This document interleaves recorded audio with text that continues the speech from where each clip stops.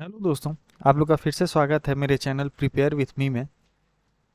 पिछले वीडियो की तरह आज हम इस वीडियो में चाइल्ड डेवलपमेंट एंड पेडागोजी के जो चैप्टर 5 है उसका थर्ड पार्ट डिस्कस करेंगे, डिटेल में समझेंगे। इस वीडियो में हम socio cultural development, socio cultural theory और जो बहुत पॉपुलर थियोरी है सोशियो कल्चरल का, लियो वाइगॉट्स्की थियोरी, इसके बारे में हम डिटेल में पढ़ेंगे। देखिए, सबसे पहले हम बात करते हैं सोशियो कल्चरल थियोरी के बारे में। मैंने पहले से ही इन टॉपिक्स का नोट्स पॉइंट वाइज बना लिया है, जिससे डिस्कस करते समय जो लिखने में टाइम वेस्ट होता है और वीडियोस में पॉज आते हैं वो ना आए। स्क्रीन पे आपको दिख रहा होगा, ये सारे नोट्स मैंने खुद बनाया है और इन नोट्स की मदद से हम इसको डिस्कस करेंगे। सिर्फ इम्पॉर्टेंट पॉइंट्स को ही हम डिस्कस करने वाले हैं। देखिए, ये जो सोशियो कल्चरल डेवलपमेंट है, वैसे तो बहुत पुराने जो बहुत सारे थिंकर्स और साइकोलॉजिस्ट थे, इन्होंने बहुत पहले ही इसके इम्पोर्टेंस और कंप्लीट डेवलपमेंट में इसके रोल के बारे में समझाया था। पर ये 1990 के बाद, 1990 के बाद बहुत ज़्यादा प्रोमिनेंट हुआ। 1990s के बाद इसका इम्पोर्टेंस और रोल्स, उसके बारे में ज़्यादा चर्चा होने लगी, ज़्यादा डिस्कशन होने लगा। सोशियो कल्चरल थियरी का जो रोल है और उसके जो इम्पोर्टेंस है उसके बारे में। टोटल कंप्लीट डेवलपमेंट में इसका भी जो सोशियो कल्चरल डेवलपमेंट है ये भी बहुत इंपॉर्टेंट रोल प्ले करता है और इस पूरे वीडियो सीरीज़ में हम उसी के बारे में डिटेल में समझेंगे। अब अगर हम बात करें सोशियो कल्चरल थियोरी के बारे में, तो इसको हम इस तरह से समझ सकते हैं कि किसी भी इंडिविजुअल के डेवलपमेंट में हमारे सोसाइटी के जो रोल है उसको ये थियोरी दर्शाता है या समझाता है। ये जो सोशियो कल्चरल थियोरी है ये हमारे सोसाइटी का, हमारे ऊपर एक इंडिविजुअल के डेवलपमेंट में इसका जो रोल है उसके बारे में ये डिटेल में समझाता है। आप नाम से ही देख सकते हैं कि सोशियो कल्चरल थियोरी मतलब जो सोशल है और जो कल्चरल है उसका रोल हमारे डेवलपमेंट में जो जो पड़ता है। इस सोसाइटी का एक इंडिविजुअल के डेवलपमेंट में क्या क्या रोल होता है, इस थियोरी में हम इसके बारे में बात करते हैं। देखिए, ये थ्योरी हमें ये बताता है कि किसी भी चाइल्ड या पर्सन के कॉग्निटिव डेवलपमेंट क्या होता है, जो हमारा मानसिक जो इंटेलेक्ट का डेवलपमेंट है। तो ये थ्योरी हमें ये बताता है कि किसी भी चाइल्ड या पर्सन के कॉग्निटिव डेवलपमेंट में हमारे आसपास के जो माहौल है या कल्चर है इससे बहुत अधिक प्रभावित होता है या इन्फ्लुएंस होता है, उसका प्रभाव बहुत ज़्यादा पड़ता है। ये थियरी हमारे सोशल इंटरेक्शन का, हमारे जो साइकोलॉजिकल डेवलपमेंट में है उसमें पड़ने वाले जितना इन्फ्लुएंस है उसके बारे में बहुत ज़ोर देता है। ये थियरी जो हमारे कल्चर का, हमारे सोसाइटी का, जो हमारा सोशल इंटरेक्शन है, हम आसपास अपने लोगों से बात करते हैं या जो हमारा इंटरेक्शन होता है उसका हमारे जो मनोवैज्ञानिक डेवलपमेंट में जो इसका प्रभाव है या इन्फ्लुएंस है उसके बारे में हम जानते हैं या समझते हैं। ये थियरी उसी पर मेनली फोकस है। सोशियो कल्चरल थियरी इस बात पर फोकस करता है कि हमारी जो लर्निंग है, जो हम सीखते हैं, वो एक सोशल प्रोसेस है, ये एक सामाजिक प्रक्रिया है। हमारे जो कॉग्निटिव फंक्शन है, जो हमारे बुद्धि का डेवलपमेंट है या हमारे इंटेलेक्ट का जो डेवलपमेंट है और उसके काम करने की जो एबिलिटी है वो हमारे अंदर डेवलप होती है। जैसे जैसे हमारा इंटरेक्शन हमसे ज़्यादा बुद्धिमान लोगों से बढ़ता है, वैसे वैसे हमारी जो एबिलिटी है वो अपना जो दायरा है उसको बढ़ाती जाती है। जैसे मान लीजिए पेरेंट्स हुए या टीचर्स हुए जो हमसे ज़्यादा स्किलफुल हैं या डेवलपमेंट के स्टेज में हमसे ऊपर हैं, वो उनका जो डेवलपमेंट का स्टेज है वो हमसे ऊपर है, तो जब हम उनसे इंटरेक्शन करते हैं, उनसे बहुत सारी चीज़ों को हम अपने अंदर समाहित करते हैं या एनहिलेट करते हैं। इस थ्योरी को हम हर केस में अप्लाई कर सकते हैं, चाहे वो एजुकेशनल हो या सोशलाइजेशन हो। जैसे स्कूल में हम पढ़ते हैं वहाँ पर भी इस थियरी का बहुत इंपॉर्टेंट रोल होता है। जो टीचर हमारी हेल्प करता है उसको हम गैदर करते हैं नॉलेज को, या फिर सोशलाइजेशन जो हम समाजीकरण में अपने लाइफ को जीते हैं या समाजीकरण में जैसे हम एक पार्ट होते हैं, तो उसमें भी हम चीज़ों को किस तरीके से अपने अंदर चीज़ों को इकट्ठा करते हैं और उसका यूज़ करते हैं। देखिए, सोशियो कल्चरल जो थियरी है इसका मेन फोकस ये बताना है कि हमारे जो मेंटोर हैं, जो हमें गाइड करते हैं, या हमारे साथी या क्लासमेट या फ्रेंड कोई भी हो, इनके हमारे इंडिविजुअल लर्निंग में कितना इम्पोर्टेंट रोल होता है और कैसे हमारे बिलीव्स या हमारे कल्चर हमारे लर्निंग पर बहुत गहरा इन्फ्लुएंस रखते हैं। जिस कल्चर से हम बिलोंग करते हैं या हमारा जो एटीट्यूड है, ये हमारे लर्निंग में बहुत गहरा इन्फ्लुएंस करते हैं, उनका प्रभाव बहुत ज़्यादा होता है। हमारा जो साइकोलॉजिकल ग्रोथ है, हमारा जो मनोवैज्ञानिक डेवलपमेंट है, इसमें दो इम्पॉर्टेंट फैक्टर्स का रोल होता है। दो बहुत इम्पॉर्टेंट फैक्टर्स का रोल होता है। पहला, हमारे जो मेंटोर हैं, जो हमें मदद करते हैं, जो हमें गाइड करते हैं, जैसे पेरेंट्स हुए, दोस्त हुए या फिर हमारे टीचर्स हुए। और दूसरा जिनका बहुत इम्पॉर्टेंट रोल होता है वो है हमारा कल्चर, वैल्यूज़ या हमारे बिलीव्स, जो हम अपने सोशल ग्रुप से इंटरेक्शन करते वक्त डेवलप करते हैं। हम सभी लोग का एक सोशल ग्रुप होता है, जिस समाज से हम आते हैं तो उसमें हमारा इंटरेक्शन होता है। तो उसमें इंटरेक्शन करने से हमारे कल्चर और हमारे वैल्यूज़ में डेवलपमेंट होती है। और उन कल्चर और वैल्यूज़ को यूज़ करके हम जो अपना साइकोलॉजिकल ग्रोथ है उसको हम एक अच्छे डायरेक्शन में आगे बढ़ाते हैं या उसको लेकर के हम आगे बढ़ते हैं। ठीक है, अब हम बात करते हैं लियो वाइगोत्स्की थ्योरी की। देखिए, लियो वाइगोत्स्की एक बहुत बड़े थिंकर थे। उनका जो जन्म हुआ था वो 1896 में हुआ था, लेकिन वो बहुत कम एज में ही उनका डेथ भी हो गया। वो सिर्फ 37 ईयर्स के थे जब उनकी डेथ हो गई। जब उनकी डेथ हुई उस समय उनकी जो थियरीज हैं वो बहुत पॉपुलर नहीं थी। जो उनके जो इमेजिनेशन है, जो उनकी थियरी उन्होंने दिया था या जो उन्होंने आइडिया डिस्कस किया था, वो बहुत पॉपुलर नहीं हुई। लेकिन धीरे धीरे उनके डेथ के बाद भी उनकी जो आइडियाज़ हैं या उनकी जो थियरीज़ हैं वो धीरे धीरे बढ़ने लगी। और ये थियरीज़ मेनली चाइल्ड डेवलपमेंट और कॉग्निटिव साइकोलॉजी के ऊपर बेस्ड थी। जो इनके आइडियाज़ थे, इनकी थियरीज थी, जो चाइल्ड डेवलपमेंट के ऊपर बेस्ड थी या फिर कॉग्निटिव साइकोलॉजी। कॉग्निटिव क्या हुआ, जो हमारे इंटेलेक्ट का डेवलपमेंट है उसको कॉग्निटिव कहते हैं। तो उसके साइकोलॉजी का ऊपर इनकी आइडियाज़ बेस्ड थी। ये धीरे धीरे वो पॉपुलर होने लगी, इन्फ्लुएंसली ग्रो करने लगी। आज तक हम उसके बारे में पढ़ रहे हैं और ये एक बहुत इंपॉर्टेंट रोल प्ले करती हैं चाइल्ड डेवलपमेंट और साइकोलॉजी जब हम पढ़ते हैं तो। लियो वाइगोट्स्की थ्योरी का देखिए, लियो वाइगोत्स्की का ये मानना था कि हमारे दिमाग का जो लोअर ऑर्डर फंक्शन से कॉम्प्लेक्स और हायर ऑर्डर फंक्शनैलिटी में डेवलप होने में हमारे आसपास के लोग, जैसे पेरेंट्स हो गए, मेंटर्स हो गए, फ्रेंड हो गए, क्लासमेट हो गए, इनका बहुत इंपॉर्टेंट रोल होता है। वाइगोत्स्की के मुताबिक लर्निंग का जो बेस है वो दूसरे और हमसे ज़्यादा स्किल्ड लोगों से इंटरेक्शन में ही होता है। जो लर्निंग का जो बेस है, मतलब कोई भी जो आधार है लर्निंग का, वो जो हमारे आसपास के हमसे ज़्यादा स्किल्ड लोग हैं, जो हमसे ज़्यादा डेवलप्ड लोग हैं, जिनका स्टेज ऑफ डेवलपमेंट हमसे ऊपर है, उनसे जितना हमारा इंटरेक्शन बढ़ता है उससे हम बहुत ज़्यादा सीखते हैं और हमारी लर्निंग प्रोसेस वैसे ही चलती है। हम जितना ज़्यादा खुद से ज़्यादा विकसित या स्किल्ड लोगों से इंटरेक्शन करते हैं, हमारी लर्निंग उतनी ही अच्छी होती जाती है। हमें जो उन लोगों से इन्फॉर्मेशन मिलती है हम उसे अपने नॉलेज में एसिमिलेट करते हैं। जो जो इन्फॉर्मेशन हमारे आसपास मोर स्किलफुल लोगों से मिलती है उसको हम अपने अंदर एसिमिलेट करते हैं, इकट्ठा करते हैं और उसका अपने इंटेलेक्ट के अकॉर्डिंग हम उसको यूज़ करते हैं या अपनी रीजनिंग या जो मेंटल एबिलिटी है उसको उस तरीके से यूज़ करते हैं। देखिए, सारा कॉन्सेप्ट जो है, जैसे स्कूल का ही कॉन्सेप्ट अगर आप ले लीजिए तो स्कूल है क्या?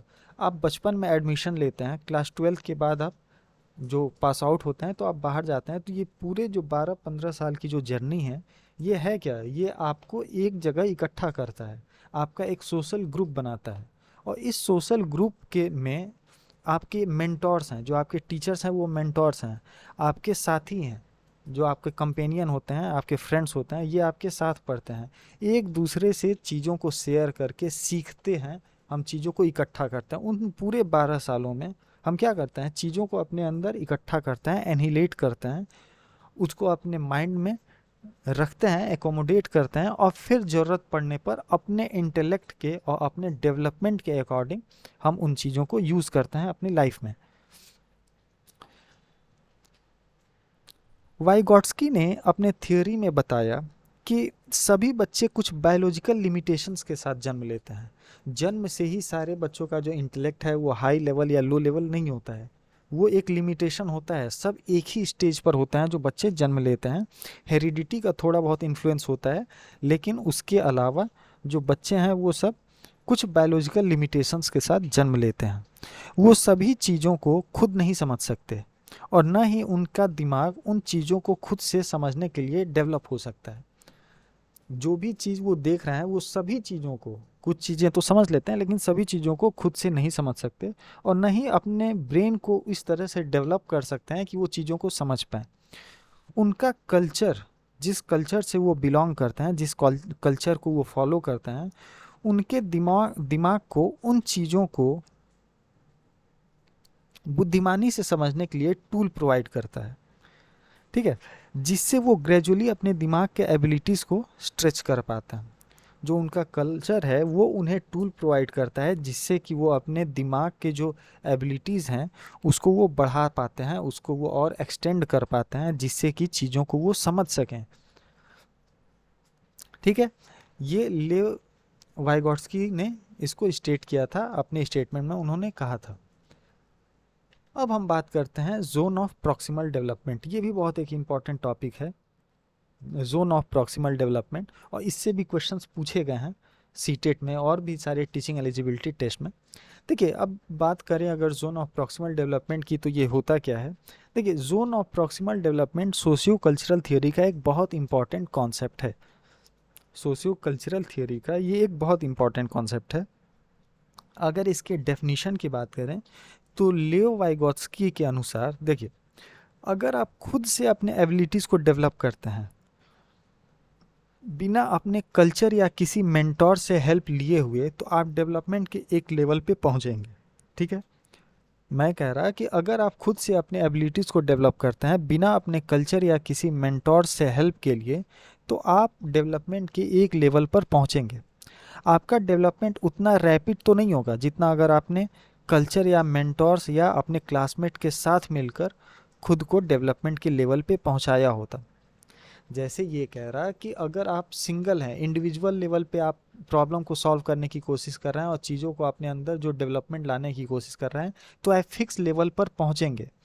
लेकिन ये लेवल उस लेवल के बराबर नहीं होगा जब आप किसी अपने फ्रेंड से या किसी से हेल्प लेकर के आप प्रॉब्लम को सॉल्व करते या अपने डेवलपमेंट को और तेज़ी से बढ़ाते। देखिए, किसी के हेल्प से आप और रैपिड तरीके से चीज़ों को कर पाएंगे। तो इन दोनों के डेवलपमेंट के लेवल में डिफरेंस होता है, अंतर होता है।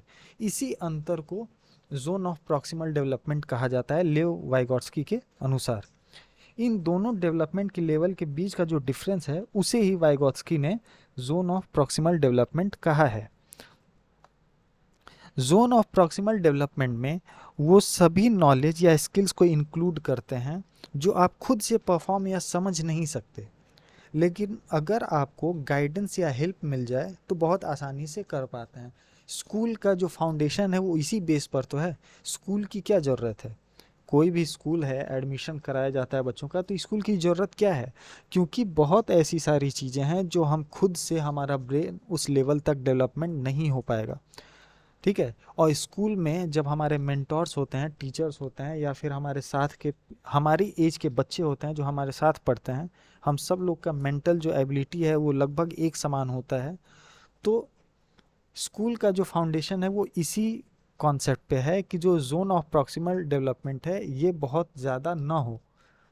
अगर आपको थोड़ा सा, जो उसको क्या कहते हैं, अगर थोड़ा सा आपको हेल्प मिल जाएगा या अगर आपको मेंटोरशिप मिल जाएगी, आपके टीचर्स आपको हेल्प करेंगे, तो आपका जो ग्रोथ है, जो डेवलपमेंट है, जो लर्निंग है, वो बहुत फास्ट और रैपिड होगा, और जिससे आप बहुत कम समय में बहुत सारी चीज़ें सीख पाते हैं।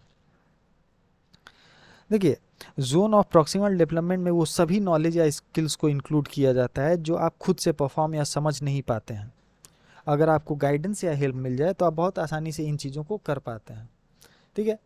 चिल्ड्रन या पीपल या देखिए, चिल्ड्रन या पीपल अपने स्किल्स और नॉलेज को बहुत रैपिडली बढ़ा सकते हैं जब वो खुद से ज़्यादा डेवलप्ड और एडवांस्ड लोगों को ऑब्जर्व करते हैं, उनसे सीखते हैं, तो उनके नॉलेज को खुद के माइंड में एसिमुलेट करते हैं।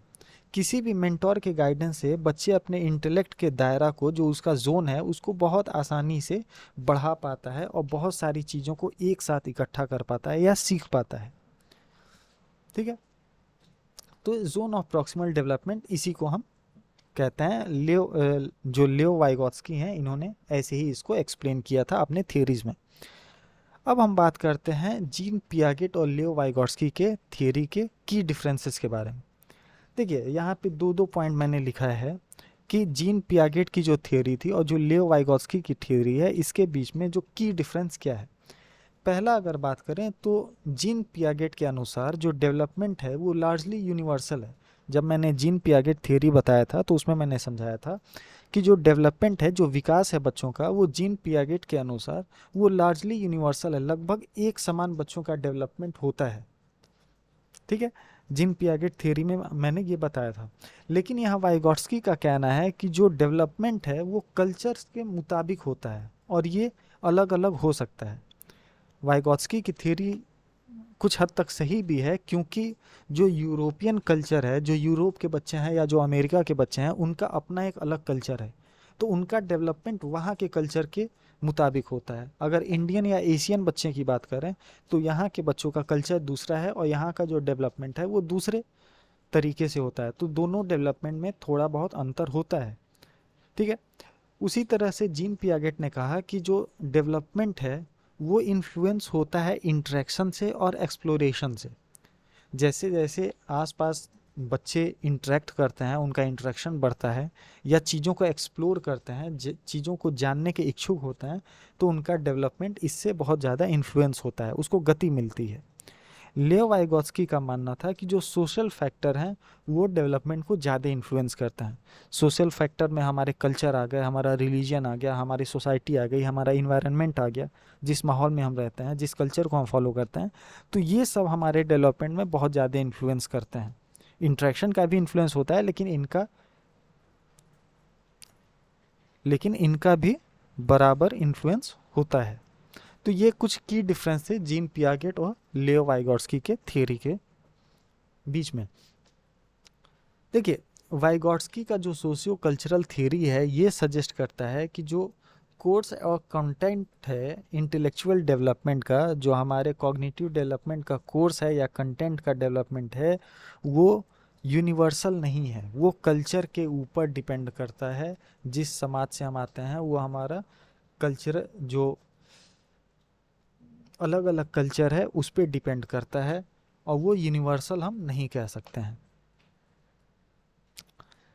ठीक है, अब हम अगले टॉपिक पे बात करते हैं, जो कि है application of Vygotsky theory. Vygotsky theory का एप्लीकेशन, इसको कैसे अप्लाई किया जा सकता है और इसकी क्या क्या फ़ायदे हो सकते हैं। देखिए, पहला है कि वाइगोत्स्की थ्योरी को दोनों जगह अप्लाई किया जा सकता है, या तो पढ़ते समय क्लासरूम में या फिर सोशलाइजेशन के वक्त जो हम अपने समाज में रहते हैं। पहला पॉइंट बात करते हैं क्लासरूम की। जब हम क्लासरूम में होते हैं तो वाइगोत्स्की थ्योरी को कैसे अप्लाई कर सकते हैं। देखिए, एज अ टीचर आपको जोन ऑफ प्रॉक्सिमल डेवलपमेंट के बारे में बहुत अच्छे से कॉन्सेप्ट आपको क्लियर होना चाहिए। जोन ऑफ प्रॉक्सिमल डेवलपमेंट जब आप समझ पाएंगे एज अ टीचर, तो आप पहले बच्चों को एसेस कर पाएंगे, बच्चे का मूल्यांकन कर पाएंगे, डिसाइड कर पाएंगे कि उसका स्किल लेवल क्या है, उसके समझने की क्षमता क्या है, वो चीज़ों को किस तरह से अपने अंदर समाहित कर रहा है।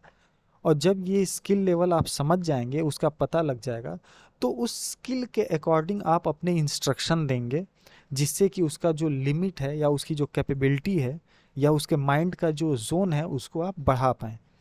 तो जब आप जोन ऑफ प्रॉक्सिमल डेवलपमेंट समझ पाएंगे तो उसके अकॉर्डिंग ही आप उस बच्चे को एसेस करके उसके स्किल के अकॉर्डिंग आप उसको इंस्ट्रक्शन दे पाएंगे, उसकी हेल्प कर पाएंगे। अगर दूसरी पॉइंट की बात करें तो देखिए, कोई भी बच्चा है उसको कुछ असिस्टेंस की ज़रूरत पड़ेगी। वो खुद से सब कुछ सीख नहीं सकता, खुद से सब कुछ डेवलप नहीं कर सकता। उसको बाहर से कुछ लोगों की हेल्प चाहिए होती है, जिससे कि वो अपना जो ब्रेन है उसको एक्सपेंड कर पाए, उसका जो दायरा है उसको बढ़ा पाए, चीज़ों को अलग अलग तरीके से समझने की जो उसकी क्षमता है वो बढ़ पाए। और इसके लिए आप कुछ मेथड्स यूज़ कर सकते हैं। जैसे क्लास में अगर डिस्कशन क्लास में अगर आप पढ़ा रहे हैं तो उसमें आप उसको हिंट दे सकते हैं, उसको प्रॉम्प्ट कर सकते हैं थोड़े बहुत, जिसको हम कहते हैं कि हिंट देना, कि अगर वो एक लाइन अगर आप उससे मदद करते हैं तो उससे वो आगे का जो प्रोसेस है वो बच्चा समझ जाता है। या फिर प्लानिंग के थ्रू आप ऐसा कर सकते हैं, उसके जो ब्रेन का जो जोन है उसको बढ़ा सकते हैं। क्लासरूम में इंस्ट्रक्शन से आप उसके जोन को बढ़ा सकते हैं। और तीसरा पॉइंट है स्कैफोल्डिंग। देखिए स्कैफोल्डिंग क्या होता है, इसको अगर मैं समझाऊं तो स्कैफोल्डिंग को हम कह सकते हैं कि जो टेम्पररी स्ट्रक्चर जो बनाते हैं। एक एग्जांपल आप ऐसे समझिए कि कोई भी घर बनता है तो उसके पहले जो लकड़ी के एक स्ट्रक्चर बनाया जाता है, आपने देखा होगा लकड़ी को एक दूसरे से बांध करके एक स्ट्रक्चर बनाया जाता है, जिसके सहारे जो सीमेंट है या ईंट है, जिसके सहारे उसको हम खड़े करते हैं, एक बिल्डिंग बनाते हैं। और जब वो बिल्डिंग पूरी तरह से तैयार हो जाता है तो धीरे से वो जो लकड़ी के स्ट्रक्चर्स हैं उसको हम हटा लेते हैं। तो जो टेम्पररी स्ट्रक्चर है जो उस बिल्डिंग को मदद करता है खड़े रहने में या पक्का होने में, जब वो एक बार पक्का हो जाता है तो धीरे से हम उस टेम्पररी स्ट्रक्चर को हटा देते हैं। इसी प्रोसेस को हम स्कैफोल्डिंग कहते हैं। अब स्कैफोल्डिंग किसी भी चाइल्ड के डेवलपमेंट में यही होगा कि कोई भी टीचर जो है वो खुद को एक टेम्पररी स्ट्रक्चर की तरह बच्चे के साथ जोड़ा रहेगा। जब बच्चा खुद से डेवलपमेंट में आगे बढ़ जाता है तो टीचर अपने आप को वहाँ से डिसंगेज कर देता है। डिसंगेज जब वो कर देगा तो वो जो बिल्डिंग बनाया है वो पूरी तरह से मजबूत बिल्डिंग बनेगी। अब दूसरा अगर हम बात करें सोशलाइजेशन एंड प्ले में कैसे जो सोशलाइजेशन थियरी है उसका यूज़ कर सकते हैं, जो लियो वाइगोत्स्की की थियरी है। तो देखिए वाइगोत्स्की की थियरी डिस्क्राइब करता है कि प्ले का भी बहुत इम्पॉर्टेंट रोल है सीखने में, लर्निंग में। Vygotsky theory also describes the importance of play in learning. Play और इमेजिनेशन के थ्रू बच्चे का जो जोन है, उसके जो माइंड का जोन है, उसको बहुत हद तक स्ट्रेच किया जा सकता है। उसका जो कॉन्सेप्चुअल कैपेबिलिटीज़ है उसको डेवलप किया जा सकता है। देखिए खेल में कोई भी प्ले हो, फॉर एग्जांपल अगर हम क्रिकेट की ही बात करें तो उसमें स्ट्रेटजीज़ की ज़रूरत पड़ती हैं, कैसे हमें बॉल फेंकना है, कैसे हमें आउट करना है, कैसे मैच को जीतना है। तो इसमें आपका कॉन्सेप्ट या ब्रेन का यूज़ हो रहा होता है और इससे आप जो रीजनिंग एबिलिटीज़ हैं ये बढ़ती हैं। तो वाइगोत्स्की का थियरी का ये मानना था कि जो प्ले है या इमेजिनेशन है किसी बच्चे का, ये जोन ऑफ चाइल्ड को बढ़ाता है, एक्सटेंड करता है और इससे उनका जो कॉन्सेप्ट की कैपेबिलिटीज़ हैं वो डेवलप होती हैं। पेरेंट्स और जो टीचर्स हैं वो भी इस कॉन्सेप्ट को यूज़ करके बच्चे की जो स्किल है या उसकी कैपेबिलिटी है, उसकी जो क्षमता है उसको बढ़ा सकते हैं। अब प्लेज में बहुत सारे प्लेज आ जाएंगे, उसमें रोल प्ले भी आएगा, इमेजिनरी प्ले, जो हम एक इमेजिन करके एक सिचुएशन को प्ले कर सकते हैं कि इस सिचुएशन में अगर ऐसा होता तो क्या होता। जैसे बहुत सारे आपने एग्जांपल जानते होंगे, आर्मी में भी ट्रेनिंग होती है तो एक इमेजिनरी सीन क्रिएट करते हैं कि अगर ऐसा हो जाता है तो हम कैसे उन चीज़ों को डील करेंगे और उस पर हम एक्ट करते हैं। तो इन तरह के जो प्ले हैं ये हमारे जो ब्रेन है इसको उस माहौल के लिए तैयार करते हैं, उसके ब्रेन के लिमिट को एक्सटेंड करते हैं और रियल इवेंट को री इनेक्ट करते हैं, रियल इवेंट को हम जीते हैं एक तरह से। तो ये जो थियरी है इसकी मदद से किसी भी बच्चे का जो जोन है, ब्रेन है, उसको स्ट्रेच किया जा सकता है। और लियो वाइगोत्स्की की यही थियरी थी जिसके बारे में क्वेश्चंस पूछे जाते हैं। तो इस वीडियो में फ़िलहाल इतना ही, एक बहुत छोटी वीडियो थी जिसमें मैंने सोशियो कल्चरल थियरी और zone of proximal development, Vygotsky theory, इसके बारे में बात की। फिर मिलते हैं नेक्स्ट वीडियो में, तब तक के लिए थैंक्स फॉर वॉचिंग।